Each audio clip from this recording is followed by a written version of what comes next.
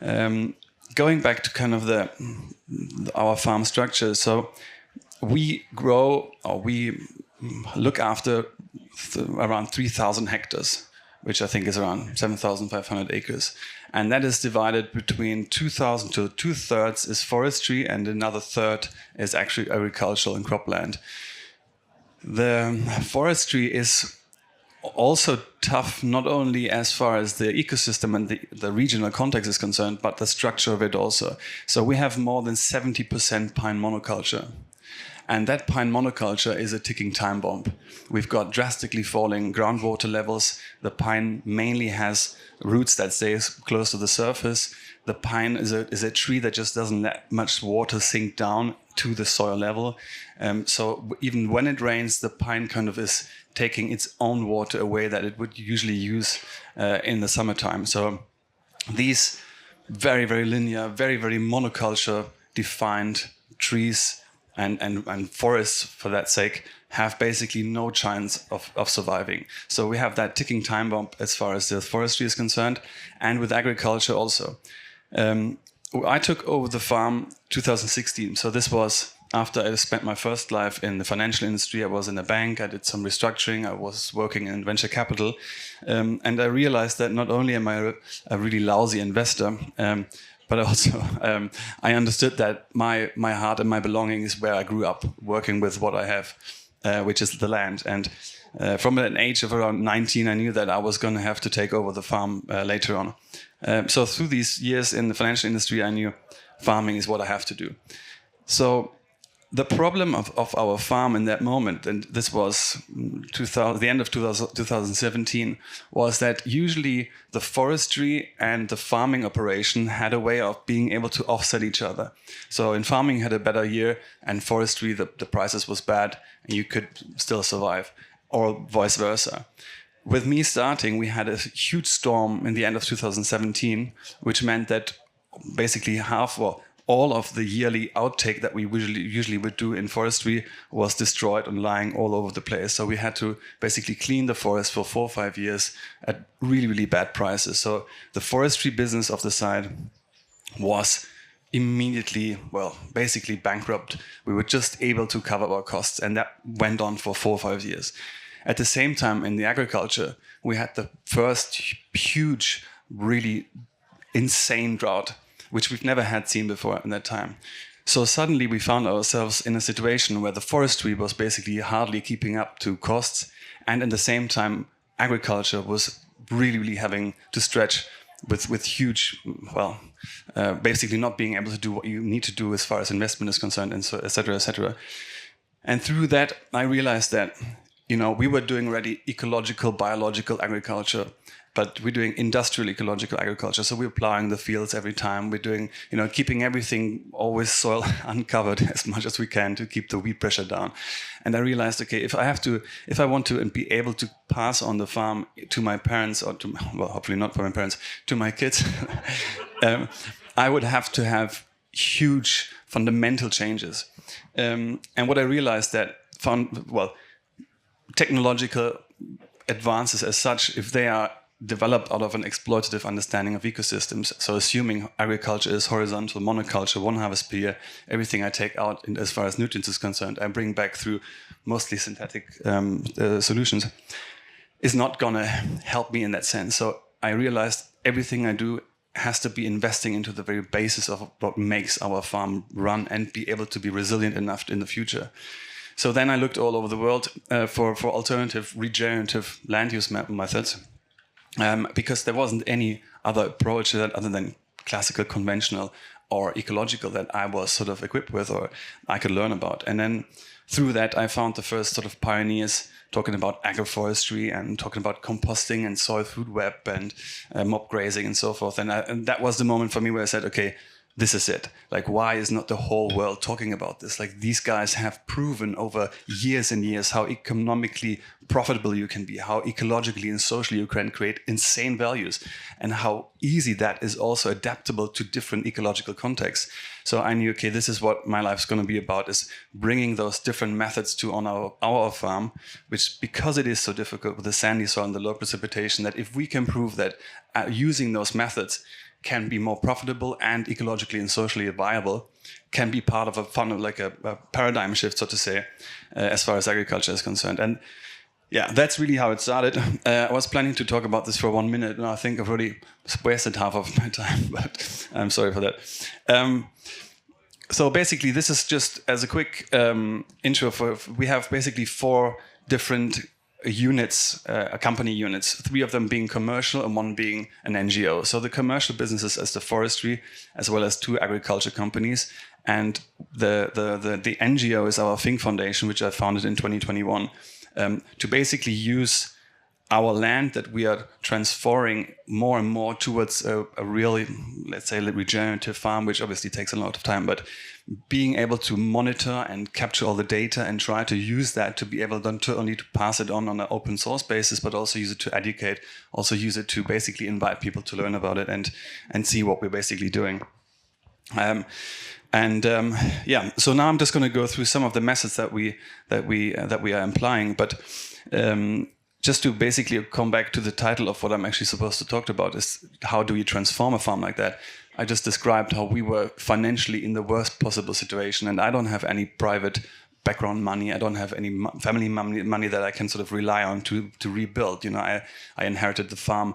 That's what I have to live from, and that's what I have to develop. So I wrote, I think, 15 different like innovation applications, and all of them were always declined because they said, well, if you want to incorporate trees and cows into agriculture, I mean, that's no innovation. You know, if there's not a drone, if there's not blockchain involved, obviously it can't be innovative. And I said, well, this is ecological innovation. This is social systems innovation. Anyway, so I realized that there is no money for that. There's no capital for it. The companies by far wouldn't able to finance any of that. So I just said, okay, fuck it. I just have to do it myself. So I went back to I had some really bad shares from my investment banking time. Deutsche Telekom, can't recommend it. So I sold them, which I raised. Well, basically I got like 15,000 euros for them, and then also had like a really nice Audi A4, which it's not nice anymore. It used to be very nice, but. So then I had a starting capital of around 25,000 euros, and I got out a loan from a company, Ecosia, which is like a search engine like Google, but they actually invest their money into reforestation processes. So I had a starting capital of around 50,000 euros, and I used that to buy the first cows and plant the first agroforestry systems, because I thought, okay, once we start just doing this, hopefully at some point we'll find people that understand why we do it, and hopefully also understand why we think it's actually not bad doing it. As I said, in this incredibly harsh environment, we suffer incredible challenges. And that's really how everything started. So I went basically all in a situation where I couldn't already sleep anymore because I was so under pressure with regarding to the proper companies. And my parents were not really happy with it at all. They said, you know, you have to focus on what is important, which is obviously the large operation of agriculture and forestry. But I was like, nah, there's other things to do. Yeah, and to be honest with you, from there, I mean, this was then sort of the beginning of 2019. The last years have just went on like in a blink. Through Corona, I met my English girlfriend, got 2 kids. Not sure why this is covered in this part of the presentation. I'm just feeling. Anyway, so now we basically run a team with more than 30 people. We have around 30 interns every year. We have cooperations with the German government. We have cooperations with all kind of large research institutions and universities. And the idea is really to have that living lab structure of what I said, transforming the businesses, applying those methods, trying to prove not only through doing it ourselves, to touch it, to feel it, to smell it, to eat it, to taste it, but also back it up through the data and hopefully the profitability analysis. So one of the most important things, and it's nice to have a crowd that you can say it to so easily to, is the cows. You know, I think most of us here know that the cows are just the most beautiful thing on the planet, and they're the most important animal on the planet. We've incorporated them in a crop rotation where they're actually part of our crop rotation. So they are on cropland all year round. We diverge between winter winter feeding and summer feeding. On summer, we have sort of multifunctional and multi-year very diverse mixes of grasses and legumes and clover and herbs, where we have a rotation between 1 and 4 times a day. And we have Angus and Salaire cows. You see the Salaire, they are very rare. They're a bit like the star sign that probably is closest to them would be Scorpio. So they're kind of difficult and intelligent, but that makes them very much good to work with, let's say. And the effects that we've had seen through integrating the cows has just been insane, not only as far as soil health is concerned and biodiversity is concerned, and especially also water uptake and water storage is concerned, but it brings a beautiful level of risk diversification, because obviously, if I have a tough year in the summer and I don't have the liquidity to pay some wages, which we had, I still have $500,000 of value standing there. And if I need to, I can sell 30 or 20 heads just to have another liquidity in cash. So it's a risk diversification strategy. At the same time, I'm actually decreasing my independence, because through the cows, they can actually can close a nutrient cycle for me, specifically incorporating them with undersown crops and cover crops. I have that financial gain in there, I guess, also. So that is something that we've already been able to incorporate on 550 hectares from 1,000 hectares. So that is something that goes very, very fast, and it's really easy in a sense to, it's not easy, sorry. I was going to say it's easy to monetize, but it's really, really difficult. But that's a different thing. The impact on the soil and the farm operation, though, is really, really incredible and fast, and it's just the most beautiful animal to work with.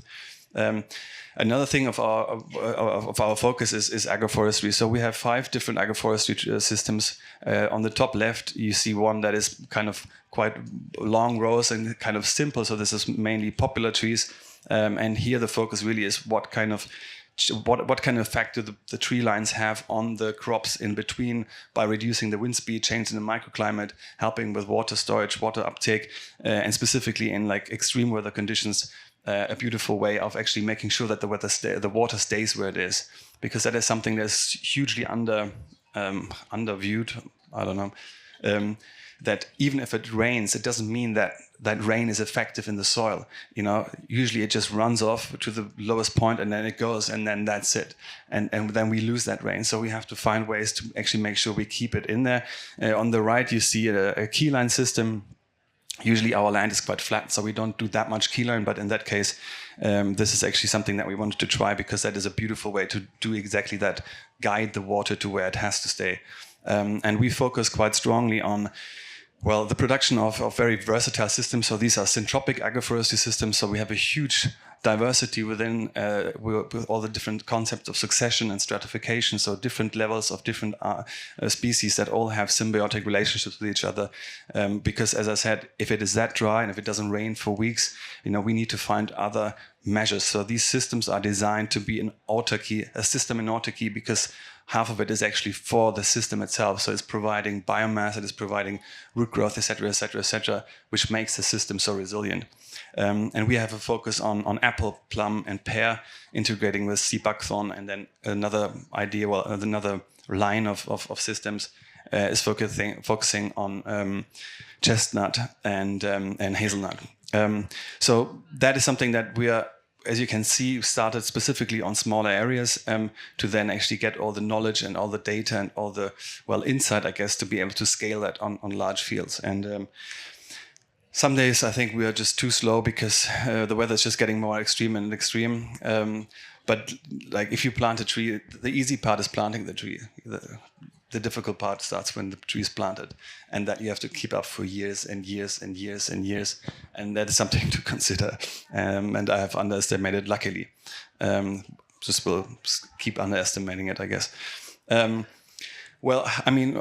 Obviously, composting is something that we integrated, and we basically we differentiate between 2 kinds. So the one kind on the right, you can see a classical compost turner, which is probably more familiar, because we're talking about nutrients. So this is a nutrient-dense way of fermenting manure from the cows, or using some biomass over and doing some proper composting. So we have different methods and different usages for, let's say, using nutrients and bringing nutrients back into the cycle.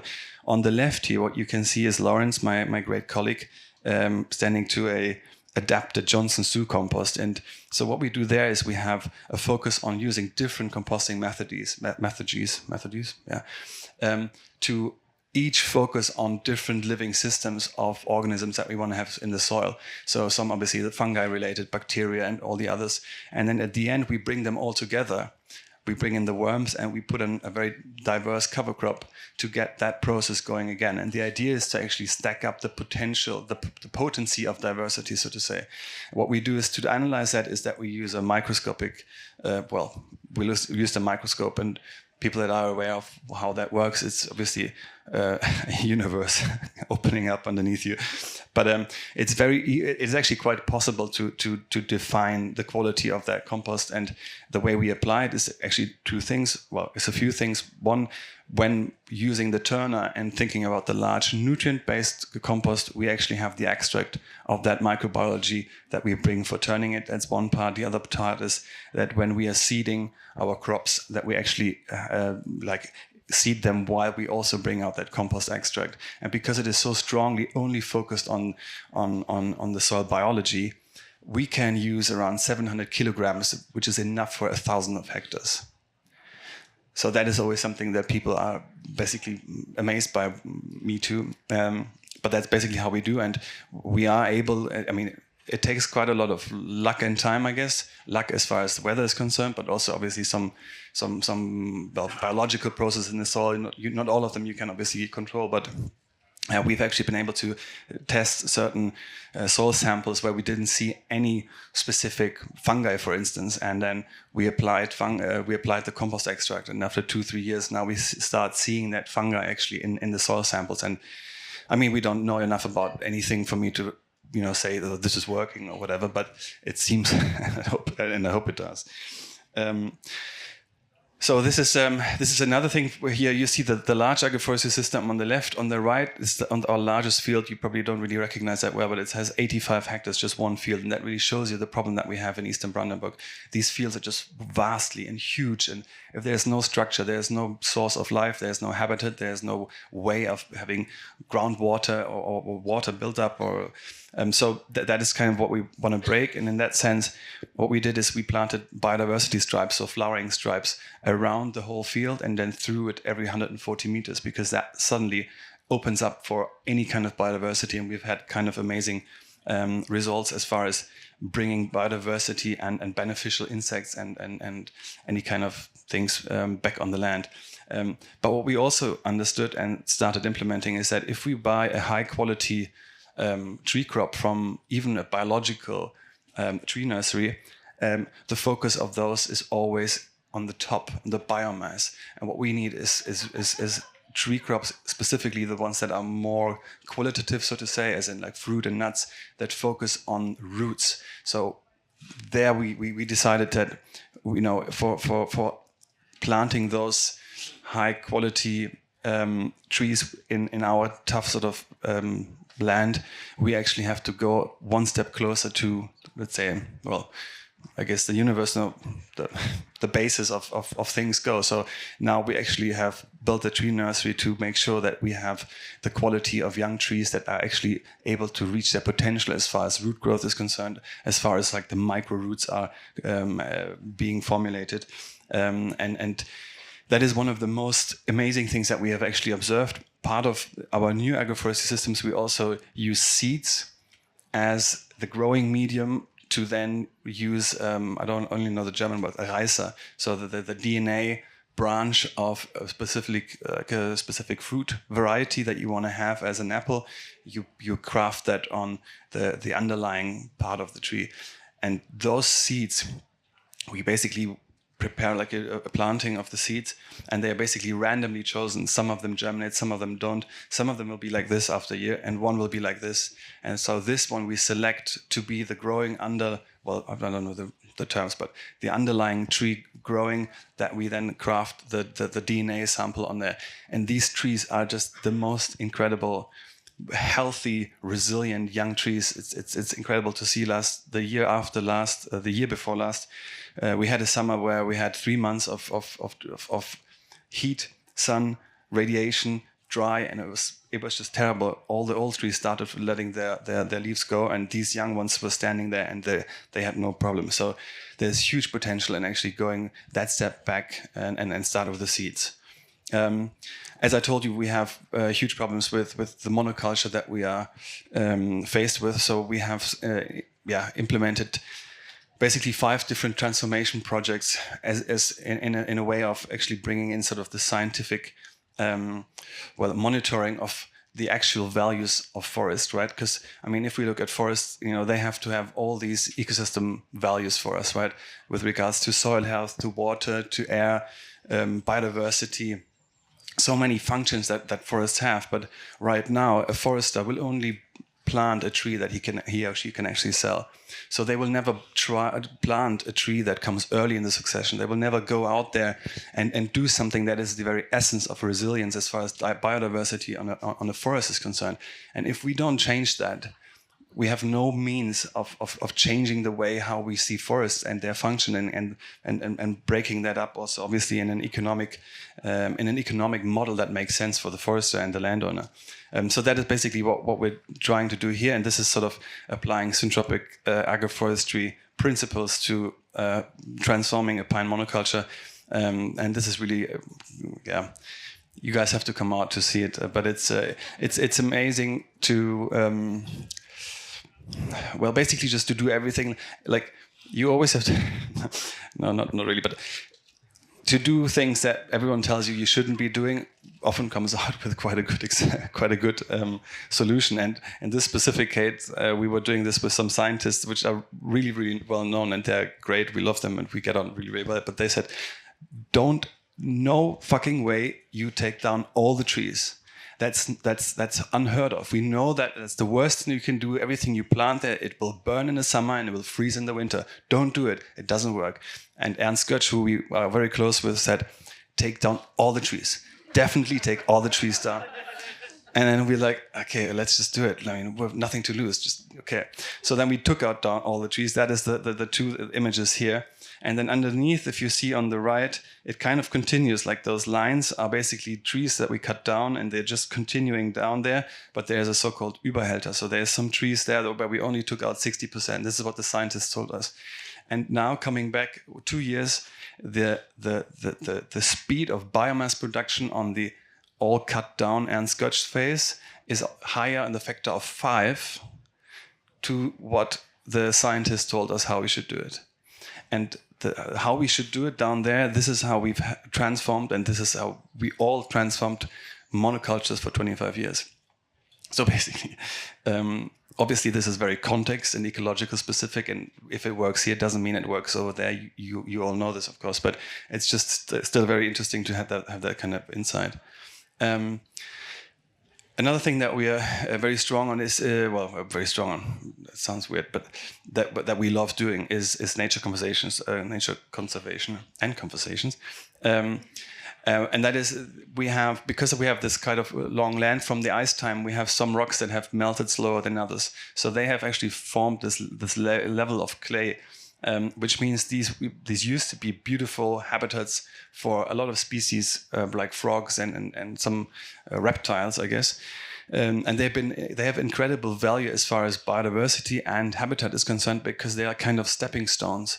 And species need those stepping stones to be able to move from A to B. And through the years, of course, because of the weather, but also because of the erosion and the sediment, these have become dried out more and more sand and other things coming in there. We basically identified ways and resources to not having to finance ourselves the renaturing of that, and it's such a beautiful thing, and I think that's such a powerful way of making people, but society, I think also farmers, see these things, because this creates value in so many levels, right?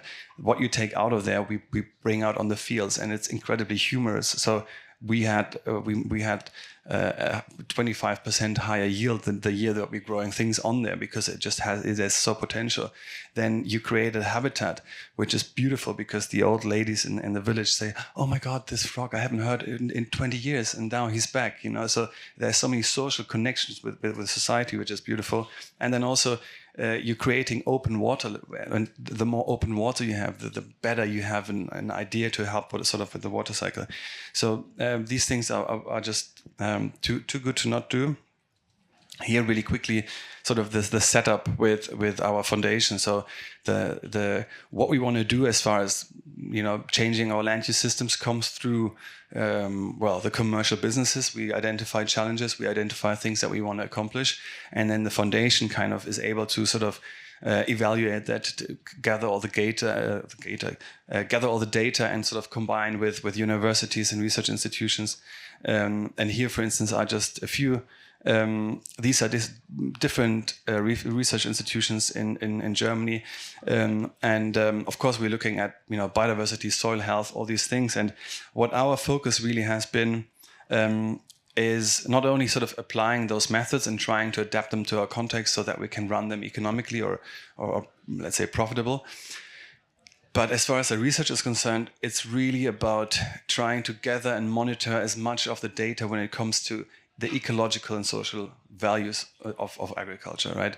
So biodiversity, soil health, all these things are values that need to be incorporated in our philosophy of land use systems. If we don't get that done, I don't think we have much chance. And right now, I think we're already talking about it a lot. I think much has happened in recent years as far as bringing the idea of true cost and ecological values, social values into the discussion, but it lacks values and data. We need to have things that we can actually work with and calculate and put into monetary terms. And that is what we're trying to do with different research projects to basically gather as much as we can to start a conversation and move this forward in the agenda. Well, maybe the last two parts before I would give the room up for questions if you want to, is so my own personal, let's say, development is I started everything back then finding these pioneers and just admiring what they were doing. And then I said, okay, I just want to prove that it works even in our difficult standards. So I started to bring the knowledge down, or bring the knowledge over, start building our own knowledge, finding teams, running what we were doing. And my focus was always data, science. We need to prove it, we need to show it, we need to prove it, but it was really much on the data. And what I'm realizing more and more is that, we can prove everything if we want to, but no one really cares. I can plant as many trees as I want, no one really cares. Nothing's going to change from it. We need to have, on the sort of operational system, I believe, we need to have solutions which are three things. One, they have to be profitable, of course. Two, they have to be scalable. So there have to be some technical, mechanical way of scaling it to change large landscapes. And the third one is all these solutions need to have at the heart of their motivation to make the farmer independent.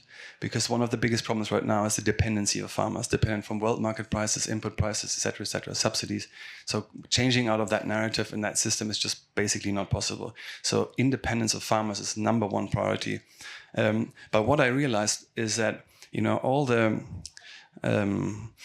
let's say, all the energy and power and economic interests and political interests out there, they have such an insane force on how we eat, how we live, how we think about food, how we think about the role of farmers, how we develop tools for farmers, how we try to help them be what they are, which is the custodians of our landscapes and our earth. That you can have all the data in the world, you can prove everything. Everyone will always tell you that that's not right, or he will use the same data set to come out with a completely different outcome or different opinion. And I think if we really want to have a chance of changing agriculture and putting farmers in a position where they can actually do it, it only can come through societal change. Because the problem of farming right now is not only that what we talk about all the time, but it's also on a meta level. So we had that focus to produce as much food as we possibly can for the cheapest possible price. So everything, be it the subsidy system, be it the development of technology, being how the capital market is involved, being education, being access to land, has been defined by the same idea of mass production, cheapest possible price. And those systems need to be changed. we have to have a different form of education. Science has to have a different idea of going. It's not about quotations and something that has nothing to do with real world problems just to be in a cool journal. Science have to incorporate the true cost of production. They have to incorporate ecological and social values as far as the land use philosophies and their solutions for it is concerned. And all these other systems have to be changed with. And that, I think, comes through people. It comes through people that fall back in love with nature, that understand what farming is, that understand how important farming is for really the biggest problems of our time. All the big problems of our time are always globally land use related. Climate adaptation, biodiversity, rural development, health, education, equality. All of this is always land use related. And if we were able to see that, if we were able to incorporate that into the system architecture of these different areas, we have all the means to actually change and overcome some of the big problems that we have. And one way how we try to contribute to that is basically through basically inviting people to see what we do, educate. We have, as I said, 30 interns. It's a lot of work, but also a lot of fun. We have farm tours, we have people to come, we have now 2,000-3,000 people coming every year. And I think that is just the most powerful thing in a time where specifically young people in the cities are so desperate and they are so upset about the future, they feel powerless. Agriculture is the way that can give strength, that can give hope. And I think this is something that young people are seeing all over the globe and coming and rushing into agriculture. But of course, it's also our responsibility to make sure that there is a place to work for them and that they can do what they want to do. And part of that was also for us a reason to be part of a Disney production called Farm Rebellion, which came out last year. And also we wrote a book as a team about what we do and about our journey, which if you know anyone who is a publisher in England and who would like to translate it, please let me know. I've got it with me. No, but I think that is something which is really so powerful because most of you are somehow very closely related to farming. Farming is not a place where you're going to get rich. It's not a place where you have, an easy day. It is insane work. It is always stress. You are always risking your own life, but also risking, whatever you do. And that is tough. It's tough physically, but it's also tough mentally. And to tapping into the potential of letting people that are not that closely related to what we guys do every day is incredibly powerful because it gives you sort of that, it's like the fans in a football stadium. You know why you're doing it. You know that people are out there appreciating the hard stuff that you go through. I think this is my main message. I think land use, as I said, is really the key to solve the biggest problems of our time. And with that, thank you very much for listening and opening for questions.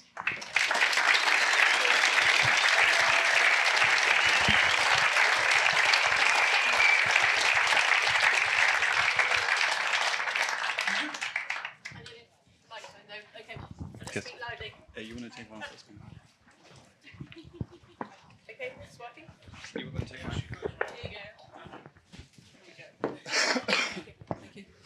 Just a very quick question. I don't know if you've heard the expression of a prophet is not heralded in his own home. I wonder if you've managed to convince your parents and whether they are out there promoting what you're doing as well. Well, life is a funny and difficult thing sometimes, and we certainly have gone through a lot of hardship and work. I have two older sisters, and my parents back in the day said, "Look, we want to pass it on into one hand. Who of you wants to do it?" And all of them we all wanted to do it.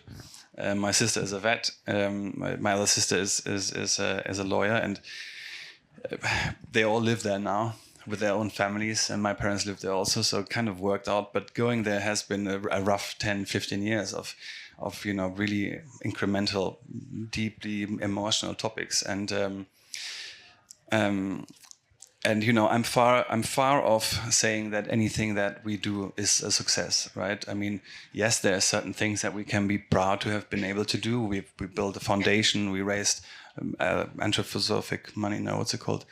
So we raised charity money to do the scientific work, the education. Many things have gone in the right direction, but yet, we're nowhere close of telling anyone what works and what doesn't. We learn every day that we don't know anything, and it's a hard and it's a tough ride, right? Like we're still just trying to do our best. So I think in the end of the day, without judging, yes, it's a success and yes, it was the right decision or any of that, I think what is making them be happy is sort of the love that I put in, the love that people put in that work with us, the love that people give us that come to the farm. So that is worth more if you don't fuck up so badly that the farm has to be sold, obviously, than saying, oh, I've increased profitability by 3%. So, yeah. My father, I think, is happy. He comes to all the farm tours and listens to my talks, which is kind of sweet. And my mother just is always annoyed that the interns leave shit lying around and everything is dirty. So. But yeah, I hope I could answer your question.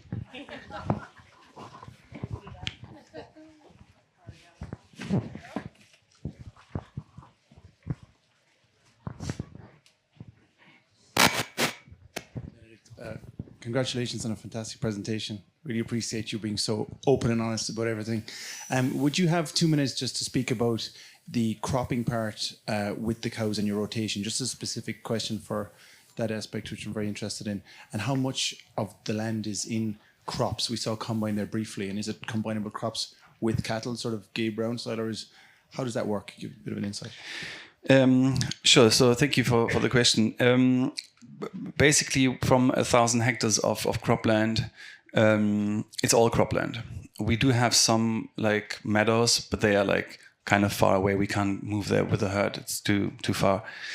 So the cows are completely on cropland all year round. And in the summer, we have, let's say, 120 hectares right now for 250 heads, of which 70 are calves, where we plant a very diverse mix of grasses and legumes and herbs. We leave that for always kind of depending on the quality, obviously, but like 4 or 5 years, we come there with the cows and we graze it very intensely. So we move the cows 4 times a day and then basically move through the whole 120 hectares until sort of the winter times comes. On the winter times, then we move the whole herd on cropland where we've harvested the crops in the summer. So basically the crops in the summer are always already grown with an undergrown grass and clover mix most of the time, or if it's being harvested early, like barley, for instance, like a fast-growing cover crop. So basically that is sort of the combination that we're trying to do. What we don't do, what Gabe, for instance, does is like putting them on after the corn, like, or putting them on the cornfields and having like stubble like that. We could do that. I think we're working towards that, but the complexity of integrating them in a 5, 6, 7 year, 8 year crop rotation on that level, thinking about the infrastructure, the water, the fences, all of that is really, really complex. It gets really, really difficult, specifically if you're also incorporating agroforestry within the same areas. So for now, we've just trying to sort of cut down on the creativity as far as things that you could also do is concerned, and just try to do things that we do better. And that's obviously an ongoing project. But that's how kind of the rotation, how we do it. And yeah, it's working well, I guess. Well, yeah.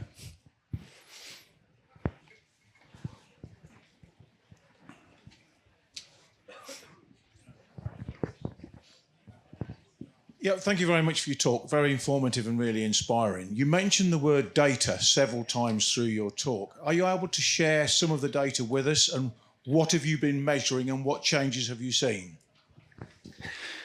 Yeah, thank you for the question. It's an interesting one, because also my view on it has changed. I'll tell you a small anecdote. So, for instance, we have this one syntropic agroforestry systems, and this is kind of our open. It's like a laboratory. So we have 19 individual rows. Within each row, we have one kind and up to 15 different species. So 15 plum species, 15 pear species. And I always thought, okay, before we scale this in any sense, you want to know like which variety works how, regarding of late frost or fruiting bodies and size of the whatever taste. And so we thought, okay, so if we have a hyperspectral camera that can take up obviously different color shades, and we fly over it through the vegetative phase, and at the same time we have a data platform where all the weather data is coming in, we can probably quite easily see which kind of variety has stress or does not have stress, because the leaves will start turning faster into yellow, for instance. And we set everything up. This has been what we're doing for quite a while, but only recently we realized, well, actually, it's not that easy, because the chlorophyll capacity of a different leaf might react very differently. So it turning yellow doesn't mean that it has more or less stress. So, the further you dig, the more you understand that there's limits to data. I love this picture. Someone said this the other day. In science, and even in ecosystems, we always think 1 + 1 is 2. But as far as ecosystems is concerned, it's anything, but it's definitely not 2, right? So that is one truth of it, unfortunately. But what we're trying to do now is, so we have basically like a digital twin of the whole land. Agriculture more specifically than forestry, but forestry also in parts. And all the data, so everything from our financial data, the farm management data, all the different sensors that we're using with the research processes, all the soil data, all the soil samples, all the biodiversity samples, all the hyperspectral drone images, all the other data that we can get as far as satellite things is concerned. All of that is being brought into, it's basically a data bank, and that we have visualized to have like a digital tool. So we have the land, and then we can click on certain areas, and that will come up with the information that we have. And that goes into different depth of specificity.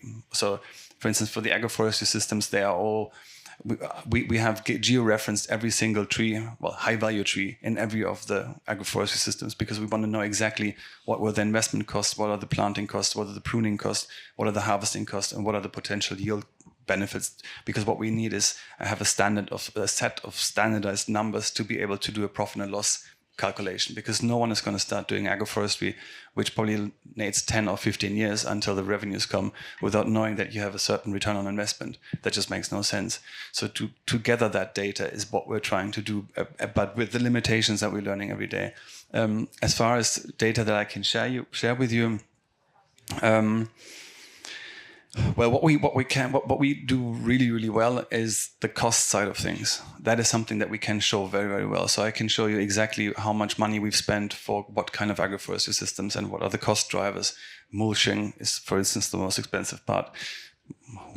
Anyway, what we're not so good in is actually saying, okay, on specific plot A, B, or C, we have been able to grow the soil organic content by X%.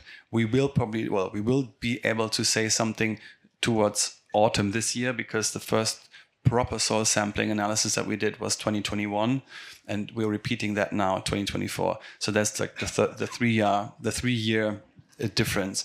But then there's tons of, let's say, data. How do you define data? Of research projects that have been done on our field. So for instance, we could show that some of our colleagues from universities show that those insect stripes that I was talking about briefly, that the number of insects goes up by 1,500%, and they diverge left and right into the field to a certain extent. That it has never been shown for some reason. So these are little things, but it's really a step after another, and there's it's a tough game.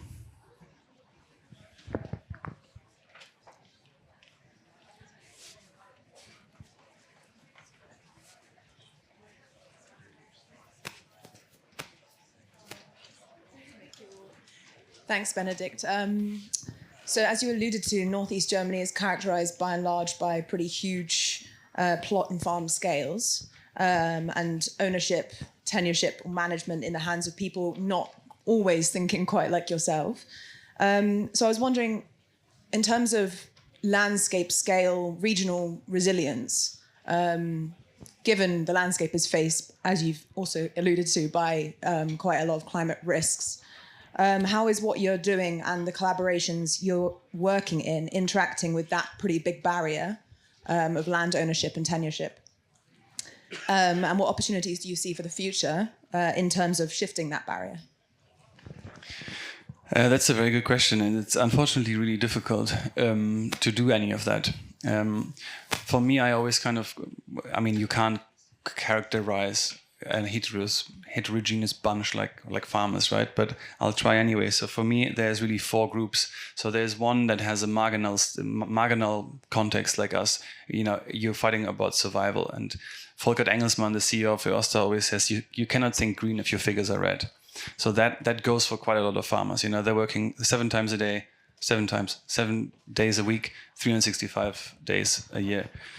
So from that, we just cannot ask more than they're trying to do already, in a sense, right? Then we have a top percentile of, let's say, 10%.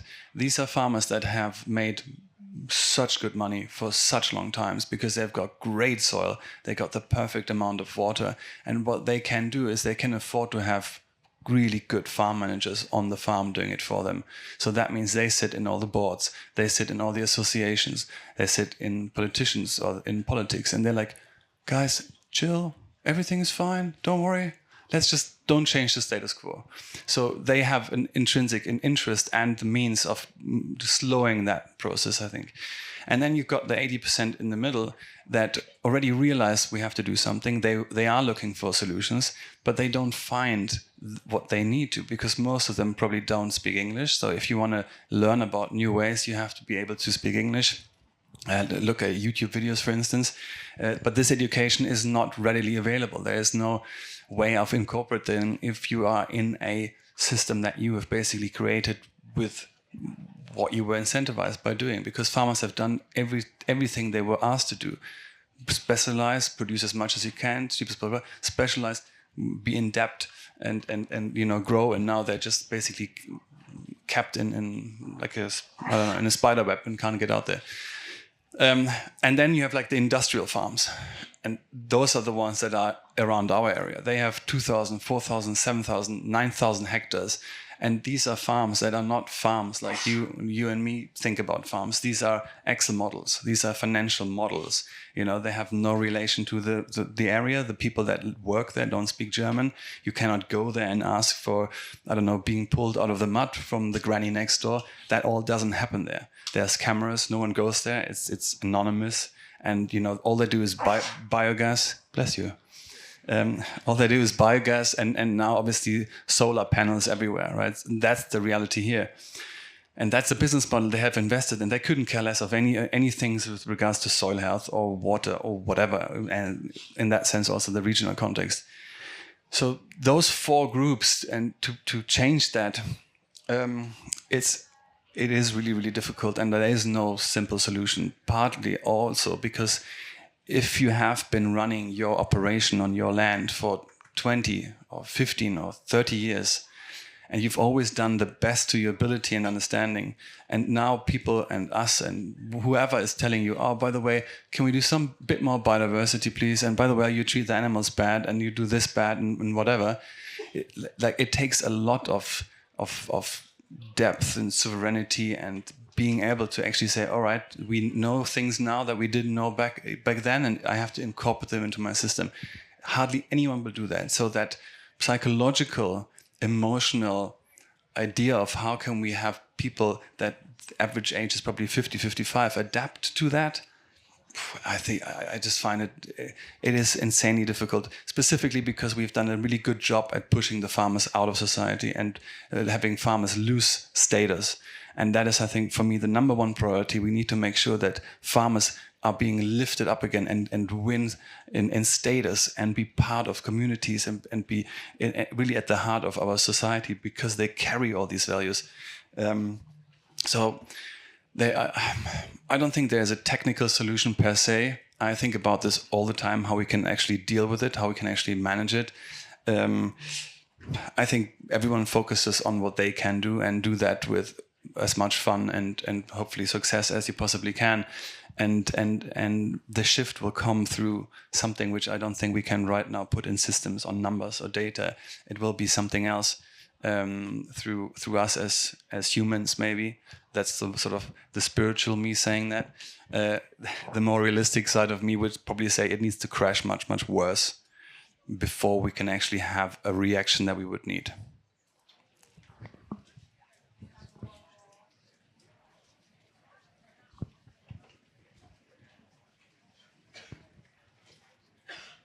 Hi, thank you for a really, really good talk. You mentioned syntropic agroforestry a couple of times. I was wondering if you could explain kind of specifically what you mean by syntropic agroforestry and why you might have chosen that over other agroforestry systems. Sure. Thank you for your comment and question. So basically, syntropic agroforestry is obviously a part of agroforestry, but looking at our the toughness of our soil and the low precipitation, so that just makes every land use system incredibly vulnerable. And what we were looking for is the most resilient system because it mirrors mostly what was already going on in that ecosystem. And that is basically how syntropic came in also, because we said, look, one part of diversifying, risk diversifying, but also product diversifying is combining perennial crops, in that case trees, with annual crops, which would be what we had been doing. So that is also that level of looking into agroforestry as far as choosing to look at nuts and fruits and berries is concerned. The syntropic model as such is basically one where you have different levels. So you have an under canopy, so to say, and the middle, upper, and above. And the under and the above are basically, well, they all have different functions, and it's all about biomass productions. It's about cooling from one strata to another. It's about different functions within that system at different times. For instance, you want to have shade at a certain time, that is provided by the upper layer. The upper layer can later on be used to provide mulch. Underneath, you have a very diversified mix of let's say just plants that keep the soil covered and also start photosynthesis early in the year, because we want to feed the soil as much as we can, as long as we can. So we incorporate sunflowers, for instance, because they just blossom very, very long and they are very useful for biodiversity. And so the idea is using that incredible diversity of a syntropic system to really build a system that is just resilient, because it is mirrored by the classical way of nature, how nature would work. So specifically, we incorporate early succession varieties, right? So birch trees or poplar, these are trees that are in their DNA meant to do what exactly they're supposed to do in that system. And then later on comes, can an oak or obviously, true nuts and fruits. So yeah, it's for me, I was always like, if I design a system on our land and I will find myself having to put nutrients out from the outside, or I have to get water from the ground level to be able to water it, then it just makes no sense. Like, I need to have land use systems, I need to have methods that are able to survive on their own, because they are adapted to the location and they're resilient within the philosophy of that particular land use system. So that was the reason for going this way.